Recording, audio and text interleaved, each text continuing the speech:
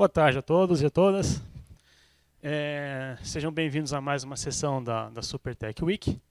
Nós vamos dar continuidade aqui aos trabalhos da trilha de informática na saúde, a terceira sessão. A gente vai ter trabalhos aqui que foram realizados no grupo de aprendizagem de máquina aplicada à saúde, de pesquisadores, professores, monitores e alunos do ICOMP no ano de 2022. Para iniciar a sessão, vai ser a apresentação do Christian Aguilar. Pode vir aqui, a apresentação do Christian pode ser projetada, por favor. Obrigado, professor. Boa tarde, gente. Meu nome é Christian Aguilar, faço parte da task de aprendizagem de máquina voltada para aplicações da área da saúde. E o meu tema é detecção de congelamento de marcha,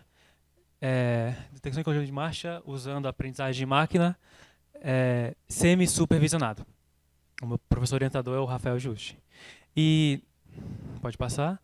Eu vou começar então definindo primeiro o que é congelamento de marcha. Congelamento de marcha é um sintoma da doença de Parkinson, que é um transtorno neurodegenerativo cujos principais sintomas são tremores, rigidez muscular e a cinesia, que é a perda de movimentos voluntários do corpo. A consequência desses sintomas é o congelamento de marcha, que alguns pacientes descrevem como sendo como se os pés deles estivessem colados no chão e quando eles tentassem andar eles não conseguissem e só conseguissem tremer. Então aqui temos um exemplo de um cientista demonstrando a marcha, o andar de um paciente com congelamento. E o congelamento é muito perigoso, porque imagina se isso acontece no meio do trânsito, quando ele sobe uma escada, ou em algum lugar assim. Isso quer dizer que pode surgir vários acidentes a partir disso. E o pior é que metade dos pacientes com Parkinson sofrem de congelamento. Atualmente, existem alguns tratamentos já para isso. E os principais são um farmacológico, que é um remédio chamado levodopa, e o tratamento terapêutico, que é uma terapia rítmica, ou seja, é a emissão de um som como uma batida ou bater palmas, que é ritmizada, tem um ritmo regular. Isso ajuda o paciente a andar normalmente com uma marcha usual. Qual o problema? Essas duas técnicas elas perdem efetividade com o tempo, conforme a doença progride, vai fazendo menos efeito no paciente. É como se saturasse o paciente. Então, por isso surge a necessidade de tratamentos alternativos ao farmacológico e terapêutico. E é aí que entra, então, o aprendizado de máquina. Já alguns pesquisadores, há mais de 10 anos, propõem um modelo que consiga, treinado com aprendizado de máquina, consiga detectar o congelamento. Então, a partir disso, assim que detecta que houve congelamento, ele emite um som, uma resposta vibratória, rítmica, que ajuda, como se fosse um metronômio, que ajuda o paciente a assumir o andar dele usual.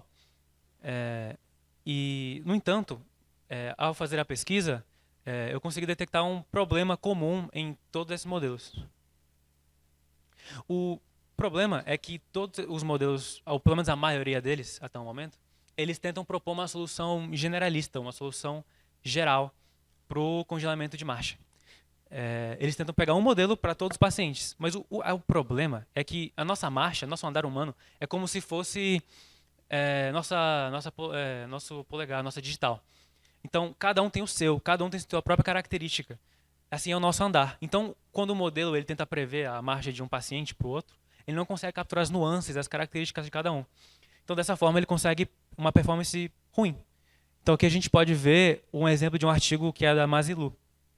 Aqui do lado esquerdo, a gente vê o que ela obteve utilizando dados do próprio paciente para treinar o modelo dela. A gente pode ver que os resultados estão bem acima do aceitável, que é o 80% de precisão, de acurácia. E acima disso, então, ele consegue boas métricas. Mas se a gente vê aqui, do lado direito, é quando ele não utilizou dados do próprio paciente. A gente pode ver aqui que então a performance varia muito. Algumas vezes é boa, mas na maioria das vezes está abaixo do aceitável. Então, a solução para isso, então, vendo esse gráfico, é utilizar os dados do próprio paciente para enviesar o nosso modelo para que ele consiga acertar mais. E para explicar, então, que abordagem soluciona isso, primeiro eu quero fazer uma introdução breve à abordagem comum que esses modelos utilizam. que é a aprendizagem supervisionada. O jeito que ela funciona é, um cientista, então, ele coleta dados, no exemplo de Parkinson, ele vai com um paciente com Parkinson, coloca um sensor nele, coleta dados do movimento dele, do andar dele, então ele mostra esses dados para um profissional da área, que consegue distinguir, rotular esses dados. Então nesse trecho aqui houve congelamento, nesse trecho aqui não houve congelamento. Então ele pega esses dados rotulados e passa para o modelo e ele aprende, ele distingue entre esses dois rótulos. Houve freezing, houve congelamento de marcha, não houve congelamento de marcha. Então agora, se esse modelo ver novos dados, a partir do que ele aprendeu, ele consegue deduzir se houve congelamento ou não. Qual é o problema disso se eu fosse usar essa abordagem para pegar os dados do meu paciente e treinar e enviesar meu modelo? É que eu teria que rotular manualmente cada um dos meus dados. Isso é muito custoso, isso é muito trabalhoso para a gente. Imagina, se eu vou fazer um aplicativo, por exemplo, que faz isso. Centenas de pacientes, cada um eu vou ter que ir lá, eu vou ter que levar um profissional na casa dele, e aí eu vou ter que fazer o rotulamento. Isso é muito trabalhoso. Então, por isso, o Mikos ele sugeriu a seguinte abordagem, que é a abordagem autossupervisionada. Como é que ela funciona? Aqui embaixo, abaixo dessa linha aqui, a gente pode ver então um treino usual. Eu vou no meu computador, eu crio um modelo de rede neural e ele treina com a base de dados que eu tenho disponível para mim, apropriada para congelamento de marcha, para sua detecção. A partir disso, eu tenho um modelo treinado que é generalista, ou seja, ele é bom em detectar congelamento de marcha, mas não bom o bastante para servir em produção. Então, eu embarco ele, eu coloco ele num celular, em algum sistema móvel como sensor, e utilizando o sensor, eu alimento esse modelo com dados não rotulados. Então, começa a vir dados a partir desse sensor em tempo real do paciente, e eu rotulo esses dados usando esse modelo que foi treinado aqui nessa fase anterior. Esses rótulos, eu não tenho certeza deles, né? Por isso que eu chamo eles de pseudo-rótulos. Mas eles são bons bastante, porque a gente vai tentar fazer um contrapeso da falta de confiança com eles aqui na parte do treino. Então, assim que o modelo ele rotular esses dados novos, que não eram rotulados, a gente mistura esses dados não rotulados com dados dessa primeira fase aqui, rotulados que eu peguei de uma base confiada, que eu tenho certeza que estão certos. Então, misturando dados não tão confiáveis com dados confiáveis, eu tenho dados suficientes para treinar o meu modelo e agora treinar meu modelo com dados do paciente. E aí, então, dessa forma, eu consigo aumentar bastante a precisão dele. Então, falando brevemente da base que eu usei na fase offline, na base generalista, né, para criar uma base para o meu modelo. A base da Finet, ela contém 10 pacientes, dos quais 8 apresentaram congelamento, e tem em torno de 8 horas de dados, o que, gente, é muito pouco. Quem é da área sabe que isso é muito pouco, especialmente para aprendizado profundo. E esse foi, talvez, a principal dificuldade que eu tive na minha área de pesquisa, foi trabalhar com poucos dados. Porque quem sabe aí, né, quem é da área, sabe que com poucos dados vem overfitting, vem o modelo se enviesa demais para um lado e não funciona direito. Então, aqui está a arquitetura que eu utilizei. É uma rede convolucional. Ela é uma rede neural, mas ela se diferencia de umas redes profundas porque ela não tem tantas camadas, e isso é de propósito, porque eu não tinha tantos dados. Então, realmente não ia ser me útil tantas camadas assim. Então, ela é dividida aqui em 4 seções. As primeiras 3 têm o mesmo formato, que é nessa ordem mesmo. Uma camada convolucional, depois uma camada de max pooling, depois uma camada de normalização, e, por fim, uma camada de dropout. Isso vai se repetindo com o tamanho das camadas diminuindo progressivamente, e o tamanho de filtros aumentando, até que a gente chega numa camada de flatten, que a gente chama, que transforma todas essas informações num vetor só. E aí depois a gente passa ele para uma camada conectada, a camada de ativação. E aí, por fim, a gente chega no rótulo, que é um valor que vai de 0 a 1. Pode passar? Esse aqui, para mim, é o meu gráfico preferido da minha pesquisa, porque ele mostra muito bem os problemas do aprendizado autossupervisionado se ele não for implementado corretamente. Então, de início, quando eu segui à risca tudo que o Mikos tinha proposto no artigo dele, eu consegui o seguinte resultado. Então, isso aqui é o treino autossupervisionado no tempo. Então, começa na amostra 0 até a amostra 5.000. Cada pontinho desse é uma amostra que é um tempo é um trecho do tempo do andar do paciente que o modelo viu e tentou prever se tinha ou não congelamento. A faixa vermelha, as faixas vermelhas são o rótulo verdadeiro. Quando está aqui embaixo, o 0, é porque não tem congelamento. Quando está ali em cima, no 1, é porque está tendo congelamento. Você pode ver que no começo ali, a linha azul é a previsão que o meu modelo teve, a confiança que ele teve. Então você pode ver que no começo o meu modelo está bem confiante de que é 0, ele está certo. E conforme vai se aproximando do congelamento, ele vai crescendo a incerteza dele em relação a não ser congelamento e vai crescendo a certeza dele em relação ao congelamento. Então ele vai ficando cada vez mais perto de 1, que é aquele ponto ali em cima vermelho. E quando para de ser 1, ele desce rapidamente. Então ele está correto. Ele está conseguindo identificar o momento em que está tendo congelamento de marcha. Mas aqui para a amostra 4000, que é quando já aconteceram uns 3 ou 4 treinos com próprios dados, pode ver que ele está muito confiante ali em cima. Ele está acima dos 90% que está tendo congelamento, mas não está tendo. Isso é muito perigoso. Imagina isso então num sistema real. Então quer dizer que o negócio vai ficar apitando por 20 segundos ou vários minutos, achando que é congelamento, quando na verdade não é. E isso aconteceu porque eu tinha poucos dados, então o meu modelo não estava preciso bastante, então foi muito rápido, foi muito fácil dele viciar. Então eu encontrei alguma solução para isso. A principal solução foi utilizar o pré-treino supervisionado. Então, antes de passar os dados não rotulados, eu fiz um pré-treino em que eu utilizei os próprios dados do paciente rotulados para enviesar logo o meu modelo e garantir que ele ficasse mais preciso. E aqui estão os novos resultados, pode ver que saltou bastante a diferença. Isso fez muita diferença na hora do resultado final. Isso aqui foi outra técnica que eu usei, que é o congelamento de camadas. Resumindo aqui, eu cessei o treino dessas camadas aqui e só permitiu dessa daqui. Então isso fez com que eu guardasse informação dos treinos anteriores, que o modelo não perdesse o que ele já tinha aprendido. E então aqui estão os resultados de cada paciente com esse novo modelo. E pode ver ali, no valor, na média, que subiu em média 16,29% de sensitividade e 4,39% de especificidade. Ou seja, o modelo em relação ao modelo passado, generalista, aumentou bastante a acurácia dele. Então, em relação aos próximos passos que a gente pode tomar, aqui está um sensor. O próximo passo, então, seria pegar esse modelo e colocar ele num celular, colocar ele num outro embarcado nativo, para então ele começar a coletar dados do paciente e começar a rotular eles. Isso aqui é um protótipo que eu fiz, seria, de certa forma, como funcionaria. Outra possível solução é que, recentemente, o Hospital de Tel Aviv lançou uma competição no Kaggle, que é um site que tem várias competições de machine learning. E lá, eles lançaram uma base de dados de 70 gigas com um prêmio de $100 mil para qualquer pessoa que conseguir melhores resultados com a base. Tem 65 pacientes, que é tipo 60 vezes mais do que tem na minha base. E eu estou muito animado para ver como as pessoas no mundo inteiro vão conseguir melhores resultados, e estou mais animado ainda para ver eles compartilhando esses resultados para a gente dessa área poder aplicar e transformar num produto, né, que ajude as pessoas. Então, antes de terminar, realmente eu queria agradecer primeiro ao professor Rafael por ser meu orientador, por me ajudar a navegar essa área complexa e muitas vezes difícil, que é a aprendizagem de máquina. Também queria agradecer o Igor, meu monitor, que também teve várias reuniões comigo e que eu não sabia o que fazer e me ajudou. E agradecer, então, todo mundo do Super que me ajudou, foi meu professor e me ensinou um pouco mais dessa área, que é muito complexa, muito profunda, mas é muito interessante também. Então é isso que eu tinha para apresentar. Muito obrigado.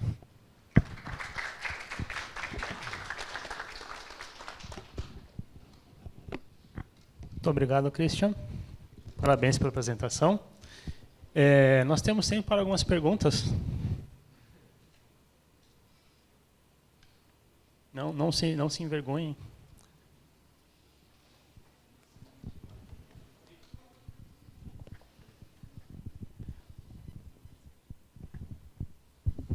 Christian, parabéns aí pelo trabalho, né, atacando, né, um problema vivenciado aí por uma boa parcela da população, principalmente as pessoas que sofrem dessa doença de Parkinson. São assim, um trabalho bem conduzido. Minha pergunta é bem simples, Christian. Pelo que eu percebi, vocês tiveram um certo problema com o tamanho do dataset, né? E como você falou, quem trabalha nessa área sofre com isso, né? Com poucos dados. Vocês pensaram em alguma abordagem de aumento de dados, alguma coisa para tentar solucionar esse problema? Eu vi que você tem uma apresentação, mostrou uma tela de um app aqui no final. Essa ideia é coletar dados também? Eu queria que você falasse um pouquinho sobre essas duas abordagens. Assim, como o tempo era curto, eu não consegui falar tudo, mas sim, a gente teve várias técnicas que eu usei para aumento de dados. A que deu mais certo é a técnica mais comum para se aumentar dados em séries temporais, que é o janelamento. Não vou entrar muito em detalhes agora, mas ela basicamente repete dados da série temporal para deixar bem maior. Eu usei isso, deu muito certo. Qualquer pessoa que vá trabalhar com dados temporais, eu recomendo demais aprender mais sobre. E a outra coisa que a gente está planejando fazer, né? Inclusive é com o senhor também que envolve isso, é coletar uma base de dados aqui na UFAM mesmo, em parceria com a Faculdade de Fisioterapia. E assim, é um projeto que a gente está querendo fazer desde ano passado, né?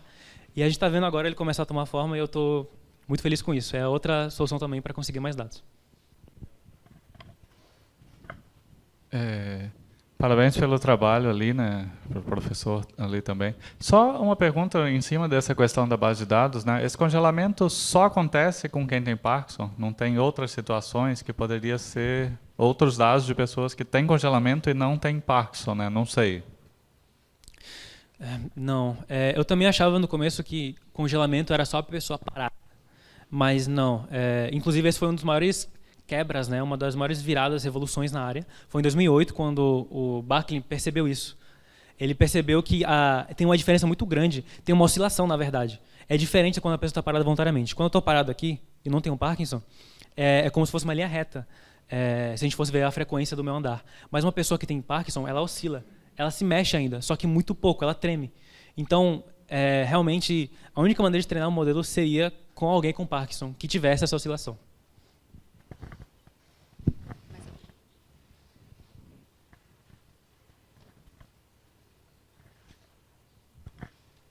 Mais alguma pergunta, pessoal?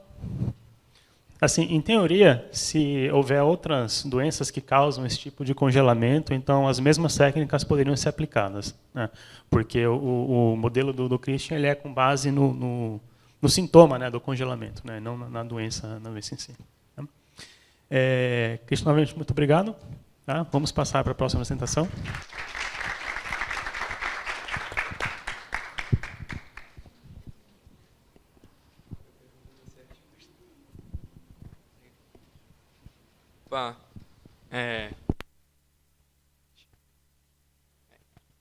Boa tarde, senhoras e senhores. Me chamo Igor e o meu projeto de pesquisa é a identificação de indícios de Parkinson em gravações de voz com processamento de sinais e aprendizagem de máquina.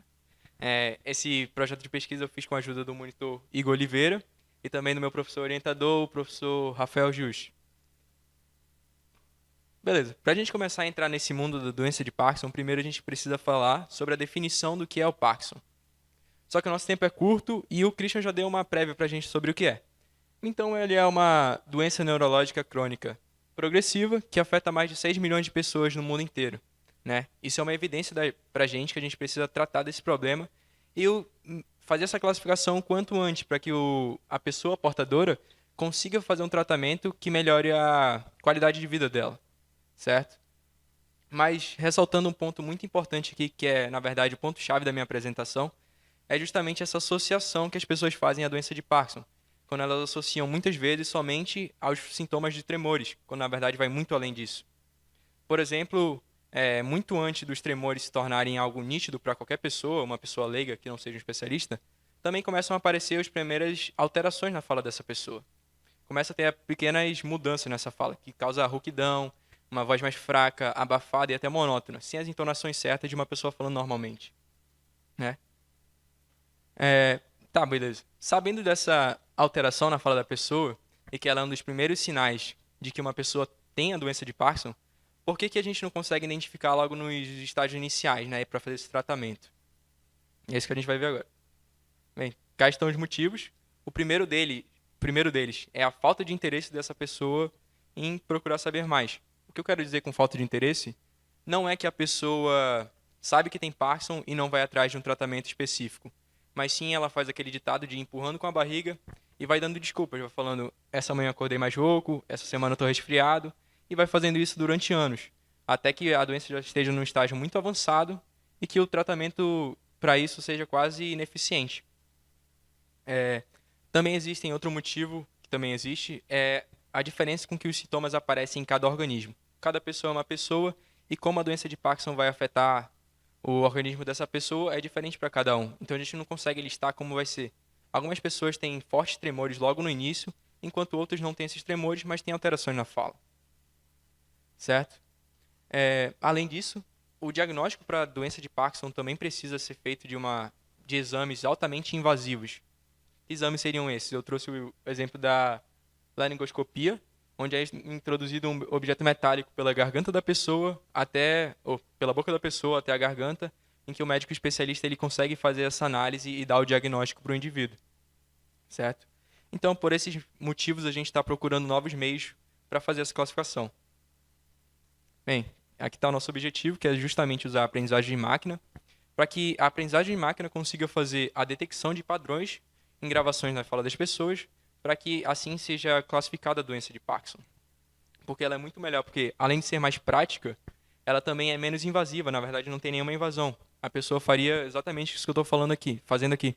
Ela pegaria o microfone, falaria e o computador conseguiria pegar características específicas dessa voz e classificar ela com Parkinson. Na imagem que eu trouxe aqui é só uma aprendizagem de máquina simples de uma série temporal, que é o que eu vou usar no meu modelo. Pode passar. Bem, para isso a gente também precisa ver o que a literatura está falando sobre Parkinson. Como é que ela está fazendo essa classificação através de gravações de voz. Então, primeiro a gente tem um artigo, o trabalho relacionado, do Matt Healy, que ele usa uma metodologia de ajuste fino no modelo de uma CNN. CNN é um modelo de rede neural. E o que ele faz? Ele começa com dados de origem, treinando esse modelo CNN, e depois de finalizada essa etapa, ele passa com os dados que ele quer fazer a classificação, que é os dados de destino.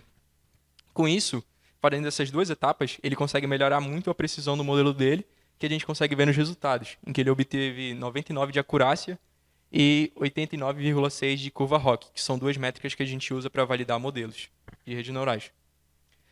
O segundo é do Ikira Nissar, que ele já tem uma metodologia diferente. O que ele quer fazer aqui?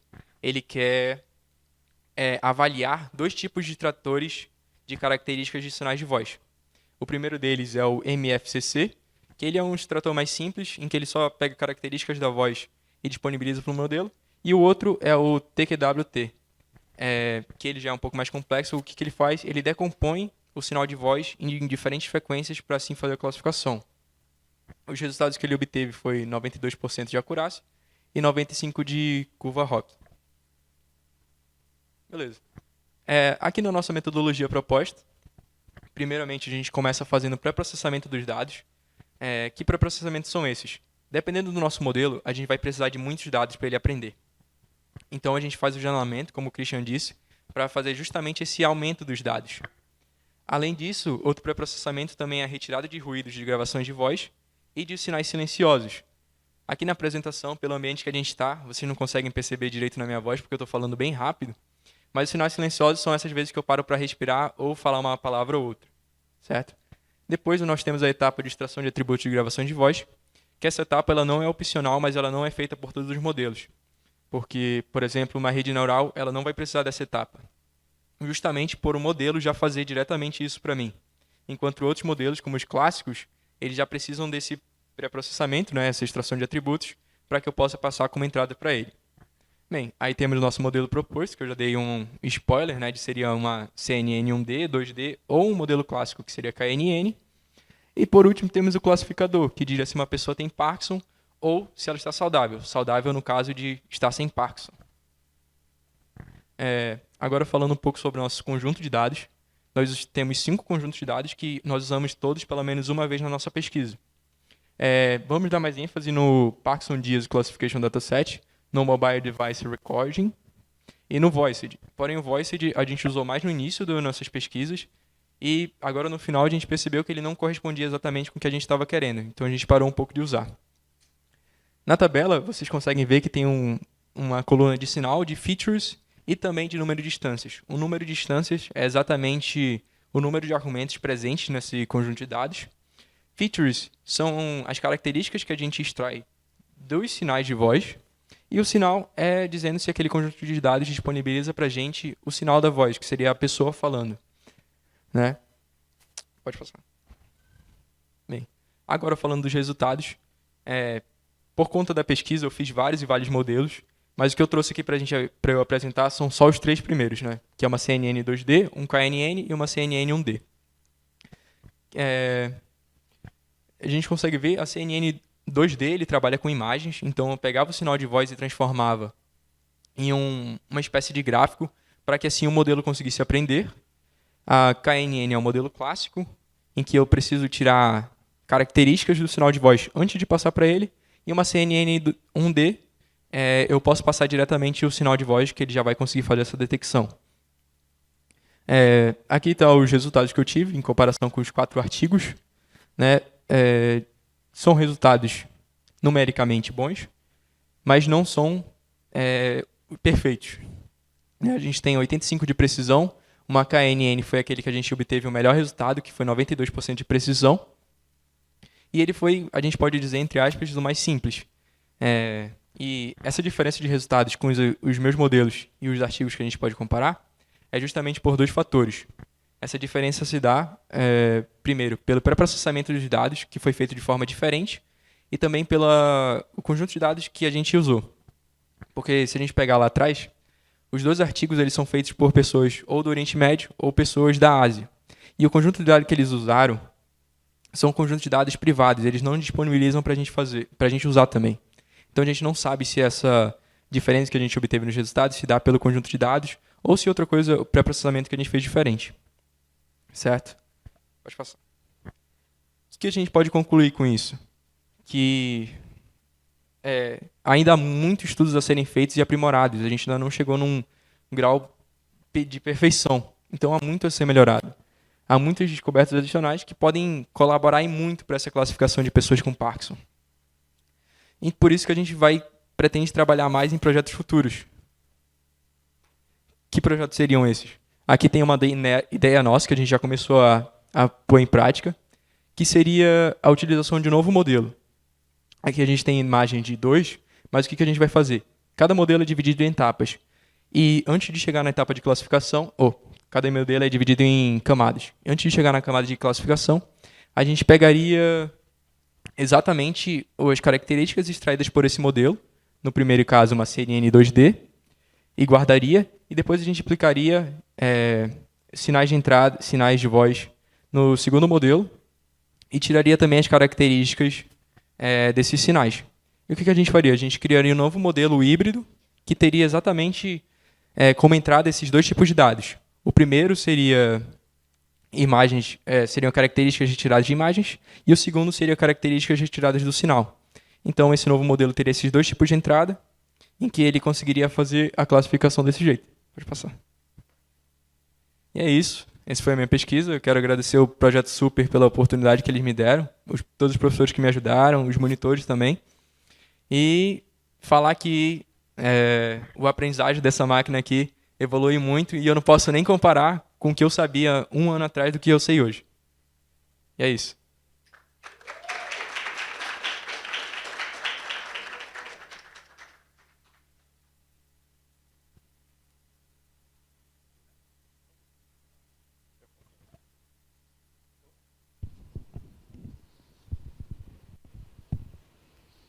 Muito obrigado, Igor. Parabéns pela apresentação. Pessoal, vocês têm perguntas?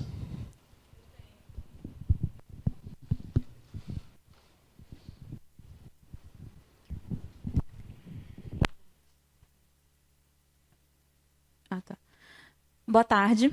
Eu queria saber sobre o teu conjunto de entrada de dados, se foi a mesma entrada para os modelos ou se teve alguma diferença.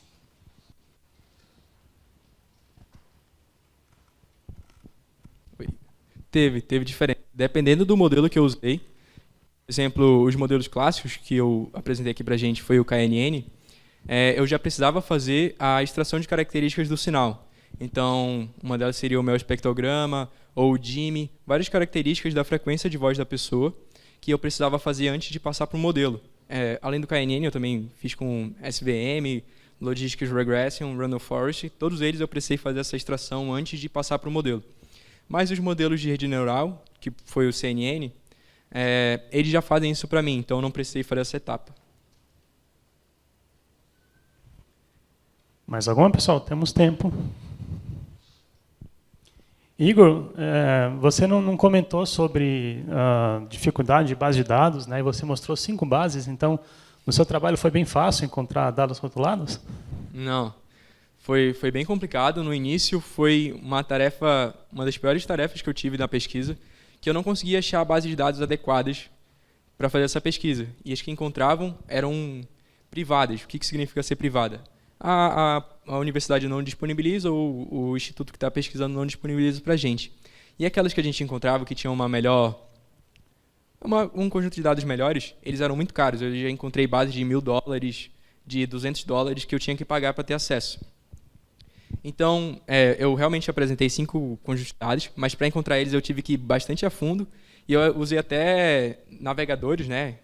Além do Google, diferentes, eu usei um chinês para tentar buscar essas novas bases de dados.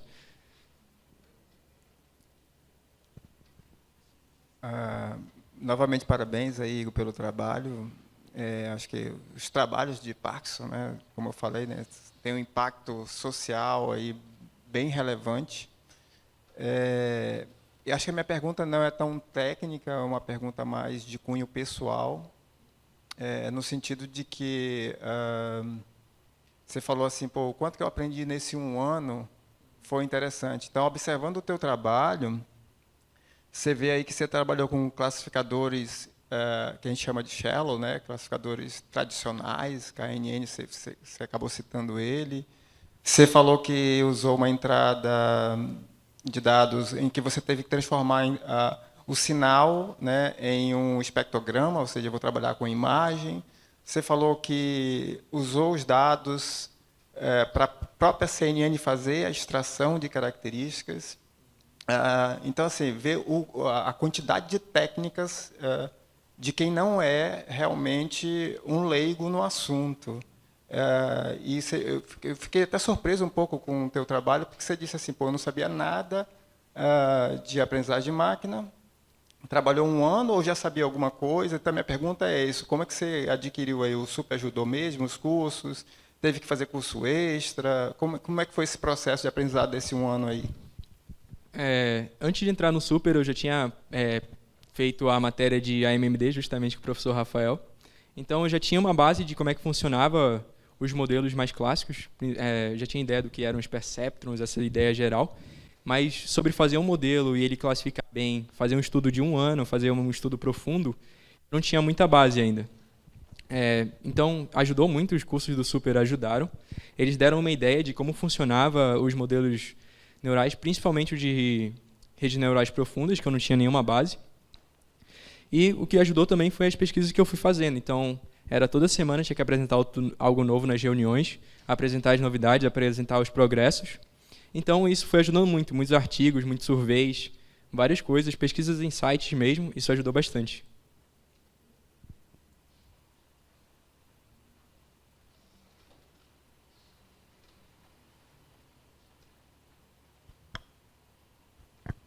Boa tarde. Você mencionou que você utilizou uma base de dados do Oriente Médio. Isso teve alguma influência no treinamento e nos resultados obtidos? Olha, se teve uma influência, a gente não consegue dizer com exatidão, por causa que eu não usei outras bases, né? Eu acho que o que tu quer falar é se a variação da fala da pessoa, do idioma que ela está falando, vai influenciar. E a gente não consegue dizer com uma exatidão, justamente porque a gente não tem uma base em português ou outras bases para comparar. Mas, tipo, como eu fiz com várias bases, e umas estavam em chinês, em várias línguas diferentes, os resultados não foram tão diferentes assim, não influenciou tanto.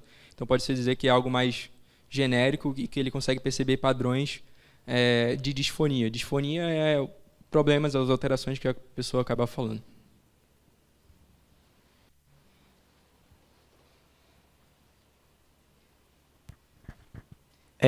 Eu queria saber se você escreveu um artigo e, se sim, aonde você publicou e se publicou, onde você submeteu e se ele foi aprovado. Escrever o artigo eu comecei a escrever, mas a questão de publicar ainda não, por causa justamente dos trabalhos futuros que a gente quer dar essa diferenciada no artigo. A gente não quer fazer só uma análise exploratória.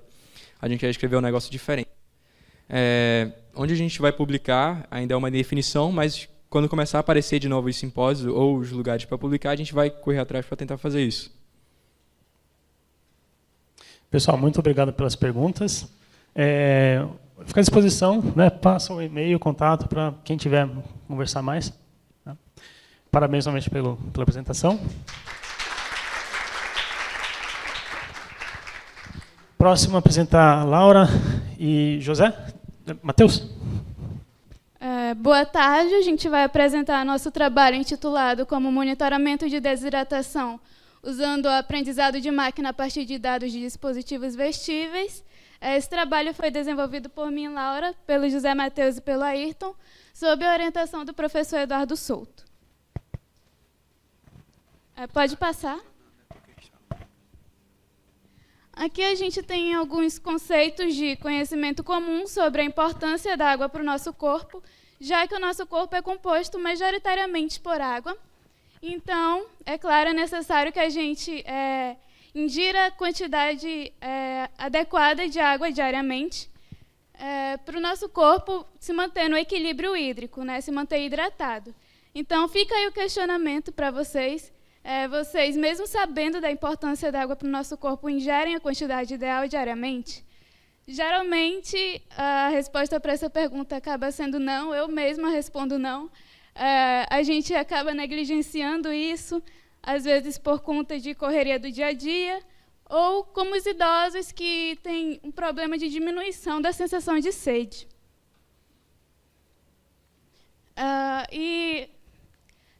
Ingerir água inadequadamente pode levar à desidratação, que pode prejudicar tanto o desempenho físico como o cognitivo. E aí algumas consequências da desidratação são delírio, tonturas, risco de infarto e mau funcionamento dos rins. Aí, como solução, na literatura, a gente tem algumas abordagens para fazer o monitoramento tanto da ingestão de líquidos como da desidratação. Temos abordagens baseadas em sensores fisiológicos, como PPG e EDA, e abordagens baseadas em movimento, utilizando câmeras, garrafas inteligentes e dispositivos vestíveis, como o smartwatch. Aí, nas abordagens baseadas em sensores fisiológicos, o intuito é classificar se uma pessoa está ou não hidratada, e nas baseadas em movimento, a gente vai monitorar episódios de ingestão de líquido. No nosso trabalho, a gente propõe os dois tipos de abordagem. Então, nós fazemos o monitoramento utilizando sensores inerciais para detectar episódios de ingestão de líquido e monitoramento utilizando sensores fisiológicos para classificar se alguém está ou não hidratado. Aqui a gente tem o pipeline da abordagem utilizando sensores inerciais para identificar a ingestão de líquidos. Então, basicamente, primeiro a gente captura os dados de sensores inerciais. No nosso caso, a gente já pegou uma base pronta na literatura, faz o pré-processamento desses dados e então gera um modelo de classificação aí que vai classificar se uma observação pertence ou não à atividade de beber. Então, a gente trata como um problema de classificação binário. No caso de identificar episódios de ingestão de líquido, a gente utilizou o conjunto DX1, que está disponível publicamente na literatura. Ele foi coletado em um ambiente semi-controlado, tem dados de acelerômetro, giroscópio e magnetômetro de 3 eixos, que estão localizados nos pulsos dos participantes, tanto esquerdo quanto direito, e disponibiliza dados de 13 participantes. Aí as atividades presentes nesse conjunto de dados são fumar, comer, utilizar computador, caminhar, assistir TV, beber sentado e beber em pé. Na fase de pré-processamento, a gente segmentou o sinal em janelas de tempo. Aí foi utilizado 50% de sobreposição nessa segmentação. e foram realizados experimentos para definir qual seria o tamanho ideal de janela. No caso, a gente propôs 2 modelos, tanto um modelo generalista quanto um personalizado. Então, a gente realizou esses experimentos para os 2 tipos de modelo. Aqui a gente tem uma imagem descrevendo um pouco da arquitetura de classificação. A gente se baseou em uma arquitetura chamada DeepConv-LSTM, proposta na literatura para o reconhecimento de atividades em geral. Basicamente, tem esses primeiros 4 blocos, aí, depois da camada de entrada, que vão extrair características dos dados de entrada através de uma camada de convolução. E aí essas características vão ser passadas para 2 camadas de LSTM, que vão lá coletar informações contextuais dessas características. Vai ser passado por uma camada de dropout e, por fim, para uma densa, que vai determinar a probabilidade daquela observação pertencer ou não a uma atividade de ingestão de líquidos. Como métodos de validação, a gente utilizou K-fold cross-validation para o modelo personalizado, utilizando 10 folds, e Live-One subject-out cross-validation para o modelo generalista. E aí as métricas utilizadas foram revocação, precisão e F1 score. Como resultados, a gente conseguiu identificar a atividade de bebê para o modelo generalista com 86% de F1 score e para o modelo personalizado com 91% de F1 score. Aqui a gente tem uma rápida comparação com trabalhos já propostos na literatura. Quanto ao modelo generalista, a gente tem ali que o Wellnitz conseguiu 84% de F1 score, Senior conseguiu 87%, e Anderes atingiu 100%, mas utilizando outra técnica de validação. E o nosso modelo atingiu 86%. Já para modelos personalizados, não foram encontrados na literatura trabalhos que propôssem modelos personalizados também para realizar o reconhecimento. Então, a gente não pôde fazer essa comparação, mas, como já foi dito, o nosso atingiu 91% de F1 score. Boa tarde, tudo bem? Agora eu vou falar um pouco mais sobre a abordagem com sensores fisiológicos. Vamos seguir a mesma linha que a Laura comentou mais cedo. Vamos capturar eles por sensores wearables, né? Depois vamos pré-processar e classificar eles, só que agora entre hidratados e desidratados. Vai ser uma classificação binária. Pode passar, por favor. O nosso conjunto de dados foi disponibilizado no artigo 2022, né, da FAR e da SABRE. Ele foi coletado sem muitas restrições no ambiente, ou seja, a gente pode considerar de ambiente livre por conta disso. Ele disponibiliza vários sensores, né, não só os fisiológicos, mas a gente vai focar principalmente no PPG e no EDA, que é o que vai importar aqui para o nosso trabalho, e ele disponibiliza dados de 11 participantes, sendo que os 11 não tiveram o mesmo tipo de colaboração. Alguns dedicaram mais tempo ao trabalho do que outros. Pode passar, por favor. O nosso pré-processamento ele também foi utilizado em janela deslizante de tamanho fixo. Depois a gente fez uma sobreposição de 50% entre as janelas para poder trabalhar melhor com os dados temporais. E depois a gente foi decidir fazer teste de qual era o melhor tamanho para a janela, que é sempre um problema na hora da pesquisa. E acabou que a gente chegou à conclusão que era 4 minutos, assim como o trabalho que propôs a base, apesar de ser até que incomum para a área. Aqui a gente vê a diferença entre o PPG sujo, que é o cinzinha, e o limpo embaixo. Então era muito necessário fazer essa filtragem, porque senão iríamos colocar muito ruído nas nossas informações.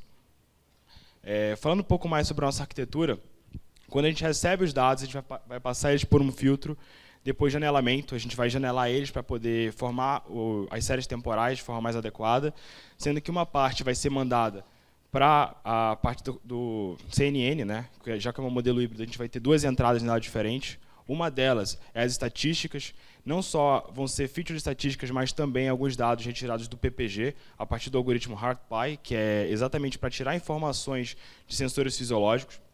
No caso da arquitetura com o CNN, a gente vai ter 3 blocos de convolução, sendo que vai passar pela rede de convolução, pela camada de convolução, depois uma normalização, uma função de ativação e depois a gente vai sempre tentar aplicar o dropout logo após o overage pooling para evitar enviesamento do modelo, evitar o overfitting também. Logo depois que passar por todas essas camadas, né, todos esses blocos, a gente junta as 2 informações, formando um grande vetor de dados retirados, e eles vão ser passados para 5 camadas densas, onde vai ser realmente feita a classificação dos dados. A nossa validação em métrica usou as mesmas métricas que a Laura comentou mais cedo, precisão, revocação F1 Score, que é, incrivelmente, pela nossa área ser emergente, não existe tanto padrão em algumas informações, sendo a precisão a métrica mais comum entre todos os trabalhos para fazer essa comparação, e nós usamos holdout. O que é um pouco incomum, na verdade, para a área, porque muita gente prefere usar o Loso, mas devido à nossa quantidade de dados, a gente não podia usar. Como eu falei, os sujeitos não tiveram a mesma colaboração no trabalho, então a gente precisou juntar todos eles para treino e garantir com que esse cara do treino não esteja no teste. Falando um pouco sobre nossos resultados, aqui mostra um pouco nossa matriz de confusão, né, o quanto o nosso modelo acertou e ele confundiu. E fazendo uma comparação rápida entre o nosso trabalho e outros, o nosso proposta teve 73% de precisão, utilizando esse modelo híbrido. Tem um trabalho do Realgin, que foi um dos primeiros que foi surgindo nessa última leva de trabalhos. Ele conseguiu 67,91. Ele foi um trabalho piloto que gerou o do Pousada Quinteiro. Esse já usou os 2 sensores e conseguiu 86,7% de precisão. Ele teve 4 abordagens diferentes, né? Ele tentava usar o estresse cognitivo para aumentar a precisão do trabalho. E teve o do Rizuan, que também fez o trabalho utilizando a postura, né? Já como o EDA ele é extremamente afetado pela postura, ele dividiu a base em sentado, em pé ou postura independente, ou seja, não importa qual a posição que a pessoa está, assim como a nossa, porque na nossa tem gente que está tanto andando, quanto sentado, quanto dirigindo, então a gente não se preocupou muito com a postura. E falando um pouco da nossa conclusão, por fim, a gente conseguiu modelos que são promissores na área, né? Como eu falei, é uma área emergente, não tem tanta base de dados, sempre é um problema conseguir. Passamos meses tentando conseguir essa base de dados, mas conseguimos gerar dois artigos que foram submetidos para SBKs desse ano. E esperamos ser aprovado, né? Vai sair agora dia 17 o resultado. E pode passar mais 2. E eu queria agradecer ao Super pela oportunidade que nos deu, o conhecimento que a gente teve. Eu posso dizer por mim, eu não sabia muito, eu não tinha muito conhecimento da área. Aprendi muito com o Super. Eu queria agradecer ao nosso orientador, o professor Eduardo Souto. Se não fosse por ele, nada seria possível. Ele sabe o esforço que a gente teve. Aos nossos monitores, o Daniel Inswag e o Paulo também, que ajudou no trabalho. Sem eles, nada disso aqui a gente teria conseguido. E todo o suporte que o Super nos deu, tanto financeiramente quanto tecnicamente, porque senão nada disso a gente teria conseguido fazer. Obrigado.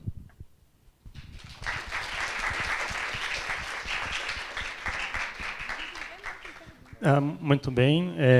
Laura, José e Ayrton. E Ayrton, exato. Parabéns aos 3 pelo trabalho, o orientador também. Aberto a perguntas. Bora ver.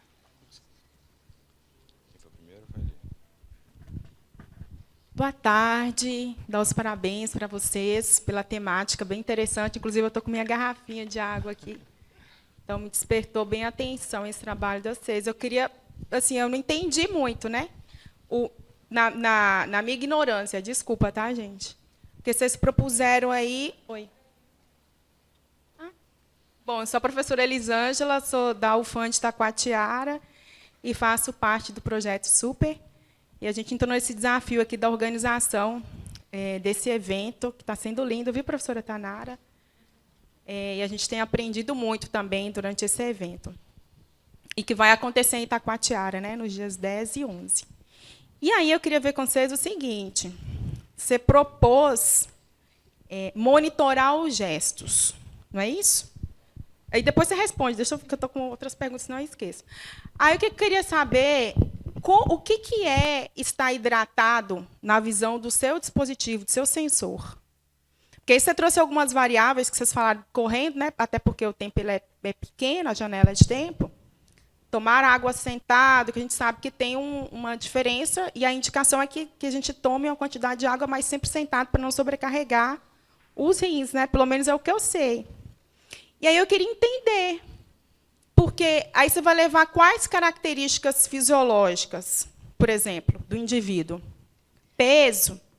E se eu usar esses sensores seus aí quando eu tiver numa atividade física de alta intensidade, ele vai apontar que eu estou com uma desidratação alta. Como é que vocês fazem para nivelar essa informação? Vocês pensaram, não pensaram? Que foi tão rápido que eu pensei que vocês iam falar mais sobre essas variáveis, né? E até o estilo de vida que eu acho que vocês falaram rapidinho aí, eu não entendi, e se eu estiver errado, professor, vocês me corrijam, o estilo de vida dessas pessoas. O que é estar hidratado e o que não é? O que vocês levaram em consideração? Assim, no caso de gestos, a gente não se propõe ainda a dizer se alguém está ou não hidratado. No momento, a gente só quer conseguir monitorar a ingestão de líquidos. E aí, um próximo passo depois disso seria a gente ver quais variáveis fisiológicas a gente poderia utilizar para ir realizando cálculos e conseguir considerar se uma pessoa está ou não hidratada. Inclusive, na literatura, existem alguns trabalhos que já tentam aí, mensurar quanto de água uma pessoa bebeu, então, a partir disso, a gente também já poderia ir vendo se ela tomou a quantidade adequada diariamente ou não. Mas, por enquanto, é só reconhecimento de gestos. Sim, inclusive na base tinha gestos bem semelhantes, como comer ou fumar, que também leva a mão até a boca, né? Mas ainda assim o modelo conseguiu diferenciar os gestos, então talvez a gente consiga diferenciar também de gestos mais pesados, como você citou. Ok, Mariana. Boa tarde. Eu queria saber qual foi o maior gargalo aí no trabalho de vocês. Eu sei que na nossa área é muito comum ser a base de dados, né? Então, vocês falaram um pouquinho aí, mas como a professora acabou de falar, o intervalo de tempo foi pequeno. Queria saber se a base de dados foi o maior gargalo, se tiveram outras dificuldades, enfim. E como vocês superaram, né? No caso do reconhecimento de gestos, o maior problema foi mesmo porque a gente não encontrava bases públicas disponíveis, todos os trabalhos tinham a base privada. Depois de alguns meses já no tema, surgiu uma base pública que a gente conseguiu utilizar. No caso dos fisiológicos, também foi bem complicado. A única base pública que a gente conseguiu encontrar, ela tinha um problema na descompactação. Entramos em contato com a autora. Demorou um bom tempo para a gente conseguir saber onde é que estava o problema, consertar, ela poder subir e a gente poder usar a base. E mesmo essa base que a gente conseguiu, ela tinha um grande problema de desbalanceamento entre as classes de hidratado e desidratado e entre os sujeitos também. A gente não conseguia, por exemplo, aplicar o LOSO, que é uma das formas de validação, porque tinha sujeito que só tinha 50 amostras, enquanto outros tinha quase 10 mil. Então, é muito desproporcional. Para poder resolver essa situação, foi daí que a gente teve a solução do professor, que foi juntar um grupo para treino, não deixar eles irem para teste, para evitar enviesamento ou vazamento de dados, que é muito comum na nossa área. E, separando isso, a gente consegue garantir que ele vai generalizar. E ainda por cima teve outro problema também, que a gente não tinha informação pessoal da pessoa. IMC, altura, peso. No caso do fisiológico, a gente não conseguiu. No trabalho inicial foi levado em consideração, né, o trabalho que propôs a base, mas a gente não tinha acesso.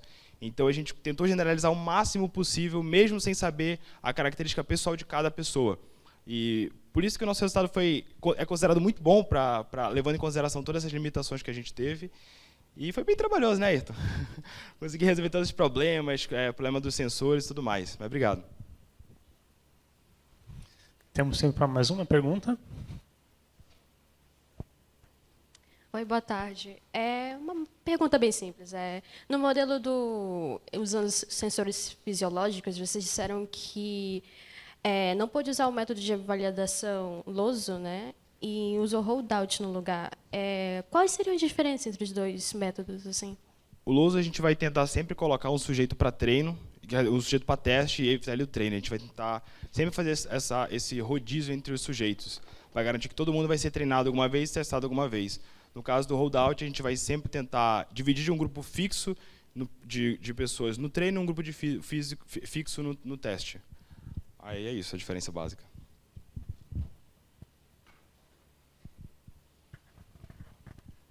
Parabéns de novo aí, José Matheus, Ayrton e Laura pelo trabalho conduzido. De novo, vou fazer a pergunta bem de cunho de aprendizado mesmo, de vida. A gente está num projeto aí com o financiamento da Samsung, com o apoio de monitores e tutores e professores. Então, eu queria que vocês falassem um pouquinho assim, da experiência de vocês nesse ano, coisa rápida, o quanto que vocês tinham de conhecimento na área de machine learning ou na área de saúde, se era zero, se tinha alguma coisa, porque assim, mesmo com todas essas dificuldades de manipulação de dataset, experimentação de arquiteturas recentes, me parece que vocês estão bem preparados para ir para o mercado de trabalho para atuar nessa área. Você poderia comentar alguma coisa nesse sentido? Bom, no meu caso, eu entrei no projeto com 0 conhecimento sobre Machine Learning. E agora que eu estou saindo, eu realmente já me sinto preparada para lidar com os desafios da área. O projeto Super ajudou muito disponibilizando os cursos aí da área. E também durante o projeto, né, a gente foi tendo os desafios com o próprio dataset, a gente foi estudando na literatura o que poderia ser feito, então a gente foi desenvolvendo mais o nosso conhecimento sobre. Conforme as dificuldades iam aparecendo, a gente percebeu que, apesar da dificuldade, perseverança era a chave do negócio que virava para a gente chegar ao sucesso e ir avançando conforme vinham os problemas. E só mais um comentário, além dos cursos, era também aperrear os monitores e o professor, que às vezes não andava, às vezes a gente não conseguia achar na internet, não tinha informação, era muito seleta, era algo muito de pesquisa que a gente tinha que ler 50 artigos que não são na nossa área para achar, então a experiência deles foi essencial para fazer essa diferença, que era exatamente o que a gente não tinha, além do conhecimento. Muito bem. Agradecer novamente aos apresentadores.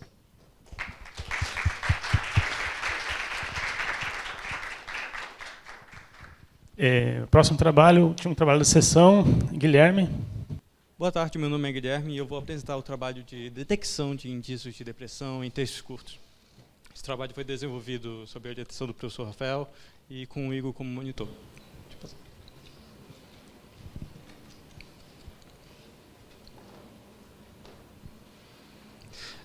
De forma geral, a depressão é uma doença que afeta em torno de 280 milhões de pessoas ao redor do mundo.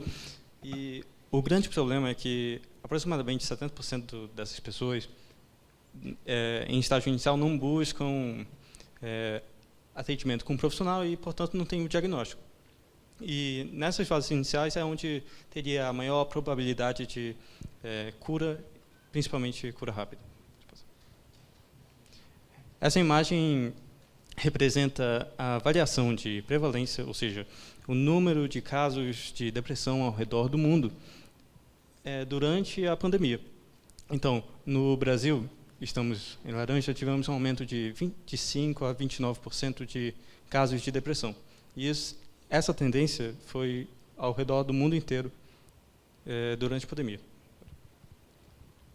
Tipicamente, a detecção de depressão é feita por um profissional de saúde, ele seja psicólogo ou psiquiatra, ele avalia, tem algumas vertentes, mas a vertente terapia cognitiva comportamental avalia alguns traços comportamentais, como humor depressivo, irritabilidade, ansiedade e angústia, entre outros, ao longo de determinado tempo. Então, existe um livro chamado DSM. Então, se o paciente tiver 7 de 9 das características que caracterizariam a depressão, ao longo de 2 semanas, seria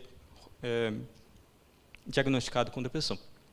Note que não existem biomarcadores definitivos, então a pessoa não pode fazer um exame e esse exame der com certeza se a pessoa tem ou não depressão.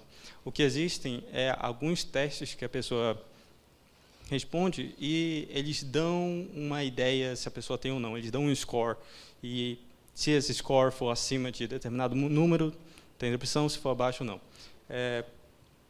Tendo isso em mente, que a depressão pode ser diagnosticada a partir de traços comportamentais, muitos pesquisadores avaliaram o uso de redes sociais para detectar a depressão. E essa ideia foi bastante frutífera. A detecção de depressão tem sido feita pelas redes sociais, tem sido feita com sucesso em muitas redes sociais. No Reddit, Gina Kim consegue detectar posts relacionados à depressão consegue detectar posts relacionados à depressão. No Twitter tem muitos trabalhos. O primeiro trabalho da classe de detectar depressão em redes sociais foi esse do Chowdhury, de 2013. Note que São muitos trabalhos no Twitter e um fator importante é que a maior parte desses trabalhos utilizam bases de dados diferentes. Uma outra situação é que esse trabalho de Tsugawa ele foi feito com uma base de dados de nativos em japonês, o que mostra que a ideia de detectar depressão em redes sociais pode ser generalizada para pessoas que não são nativas do inglês ou português, também tem trabalho ou japonês, também tem trabalho de português. No Facebook, Chowdhury consegue detectar depressão pós-parto. Um insight interessante do trabalho dele é que ele considerar os dados antes do parto e um mês depois do parto aumentaram significativamente as métricas de acurácia e tudo mais. No Instagram também foi possível detectar depressão a partir da imagem, então não necessariamente do texto. O uso de filtros e coisas do tipo, alguns são característicos de pessoas que utilizam. E um padrão notório é que os trabalhos têm sido feitos em uma rede social específica. E isso é um motivo bem claro, as pessoas se expressam diferente para cada rede social. A pessoa no LinkedIn é diferente do como ela se comporta no Facebook, como ela se comporta no Instagram, e assim por diante. A nossa hipótese é que as mudanças comportamentais causadas pela doença poderiam ser perceptíveis ao longo de múltiplas redes sociais. Nesse sentido, o que buscamos avaliar era se seria possível fazer uma espécie de transferência de aprendizagem de uma rede social para outra. No caso, nós tentamos e conseguimos fazer do Reddit para o Twitter. Então, para fazer isso, nós dividimos o trabalho em duas partes.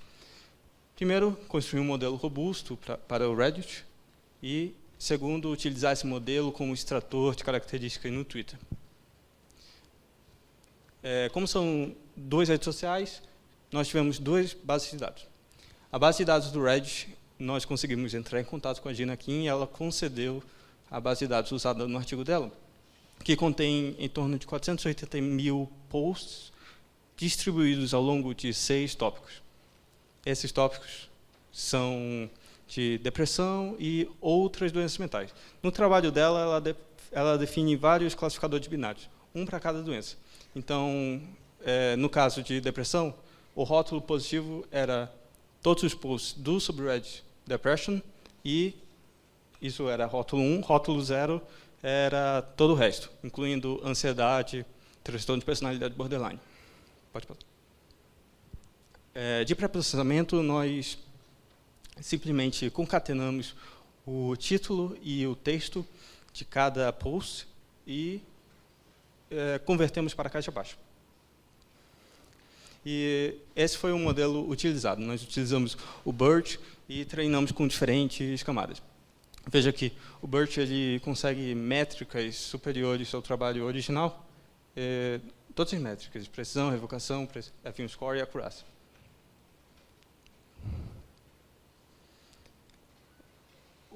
A segunda base de dados é a base de dados do Twitter. Nós coletamos, foi coletado durante o projeto, 75 usuários. Dados de 75 usuários, sendo 38 com depressão e 37 sem. Nós nos inspiramos no trabalho de Alsagre e nós atribuímos o rótulo positivo àquele que...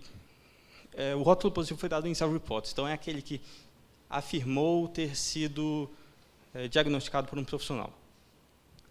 O rótulo negativo foi dado ao usuário aleatório que nenhum tweet contém a substring depressed.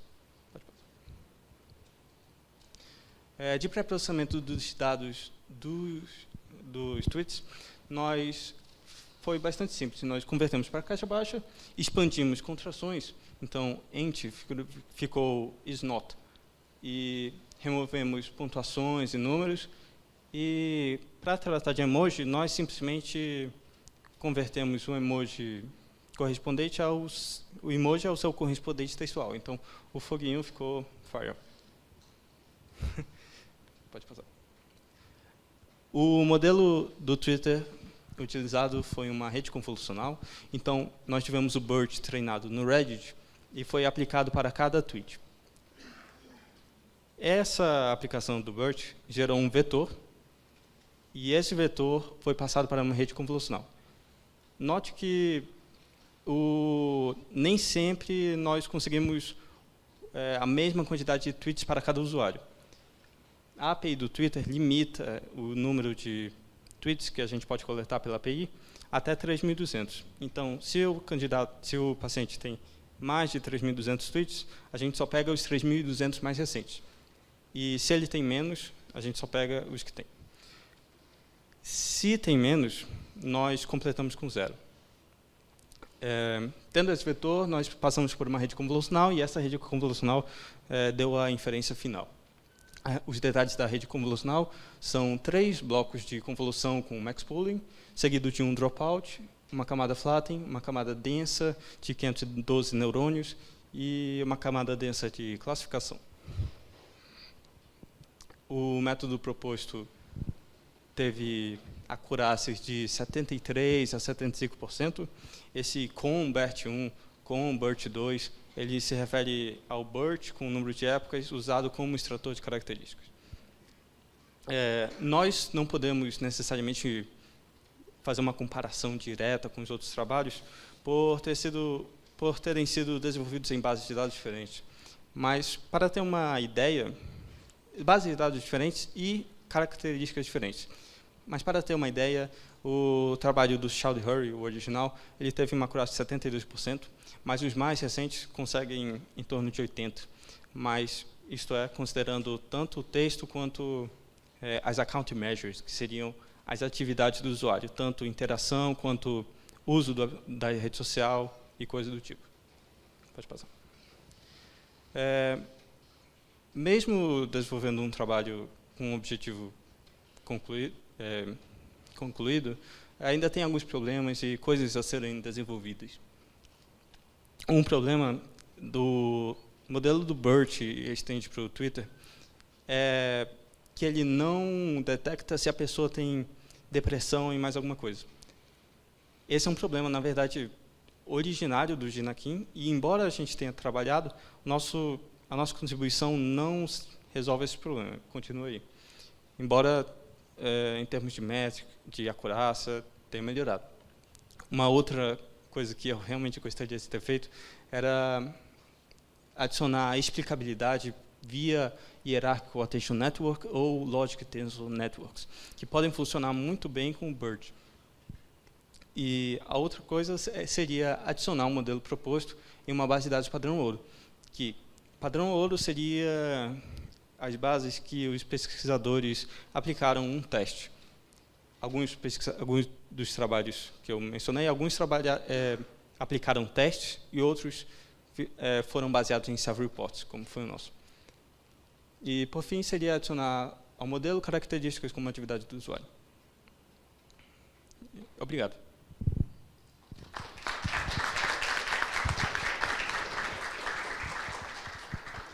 Muito bem, parabéns pela apresentação, Guilherme.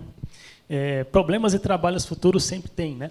Se não acaba com problemas de trabalho futuro, tem uma coisa errada, né? E a gente continua sempre um projeto depois do outro. É assim que tem que ser mesmo. Perguntas, pessoal?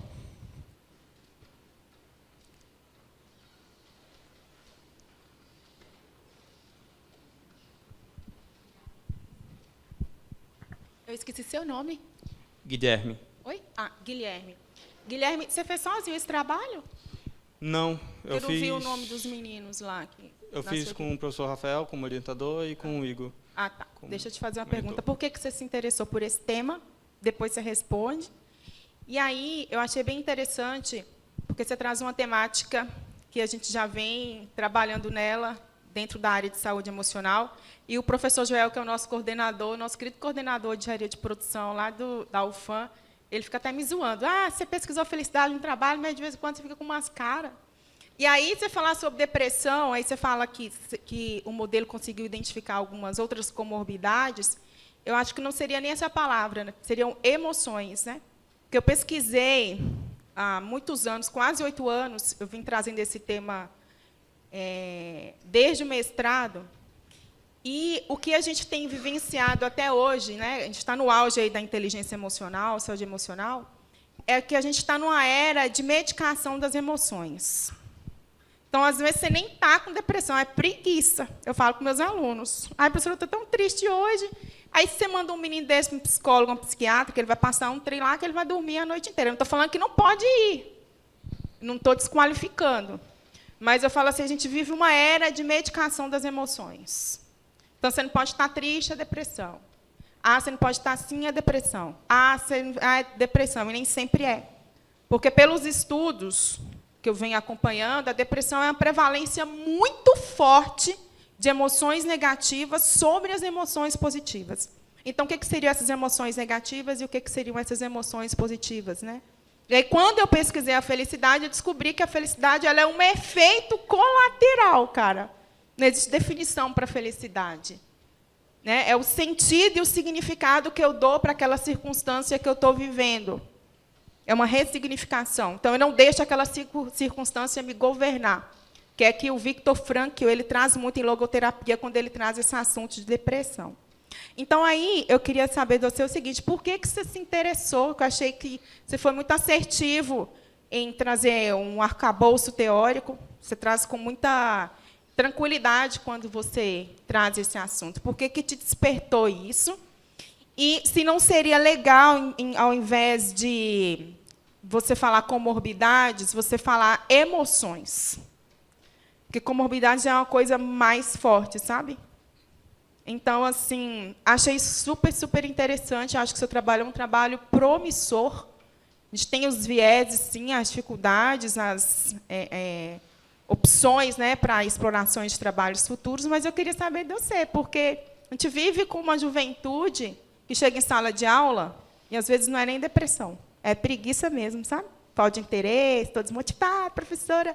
Ah, não é nem depressão. Fala, você está com falta de motivo para fazer isso. Isso não é depressão. Algumas alunas chorando no final da aula, que eu trabalho nessa linha de gestão das organizações, comportamento, saúde emocional. E aí, quando você vai conversar, é que eu estou com depressão. Não é depressão, é falta de vergonha na cara mesmo, pegar o TCC, fazer, entregar as coisas no tempo certo. Então, eu queria saber de você por que você escolheu esse tema. Basicamente, eu cheguei no projeto, o professor deu liberdade de eu escolher o tema e eu pensei, inteligência artificial, aprendizagem de máquina aplicada à saúde, detecção, classificação de doenças. Aí, que doenças vinham na cabeça? Aí eu fiz uma lista e fui conversando com o professor do que seria ou não possível. Esse tinha um grande problema de base de dados, mas a gente conseguiu mais ou menos lidar com isso. Conseguiu lidar com isso coletando via em self-reports. Então, basicamente, eu listei as doenças e foi basicamente o que estava mais em cima. O comorbidade realmente foi um termo meio estranho que eu coloquei, mas realmente, no caso, tem muita gente que fala, estou com depressão, mas não é depressão, é um estado naquele momento, e realmente tem livros que definem a doença como uma prevalência ao longo de tempo. O trabalho de Charles Hurry no Facebook de depressão pós-parto foi duas fases que foram muito relevantes. Uma é pegar os dados antes do parto, e a segunda é pegar os dados antes do parto e adicionar os dados um mês depois do parto. E isso está no livro do DSM. Na época era o DSM-4, hoje é o 5. E isso realmente melhorou muito os dados. Isso.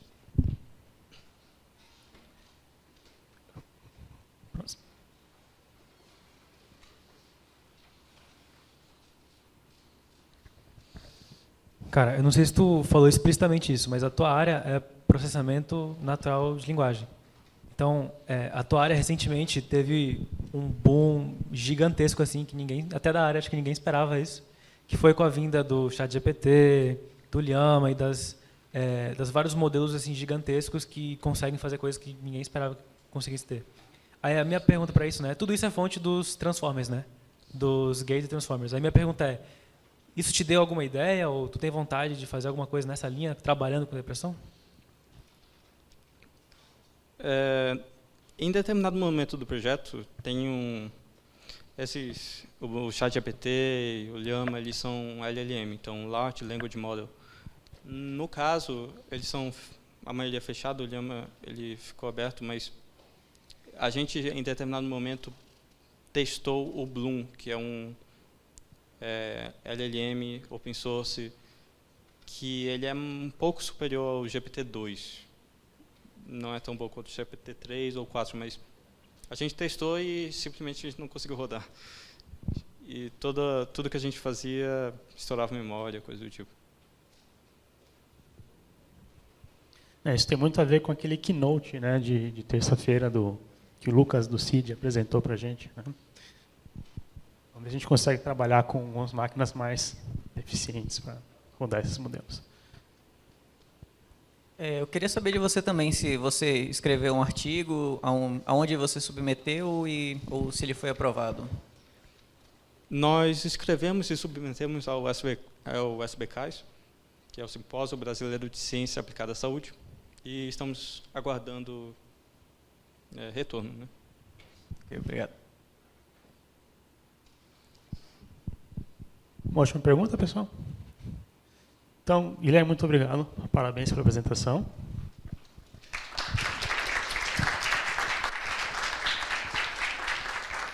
E parabéns a todos os alunos que pesquisaram, os professores, aos monitores.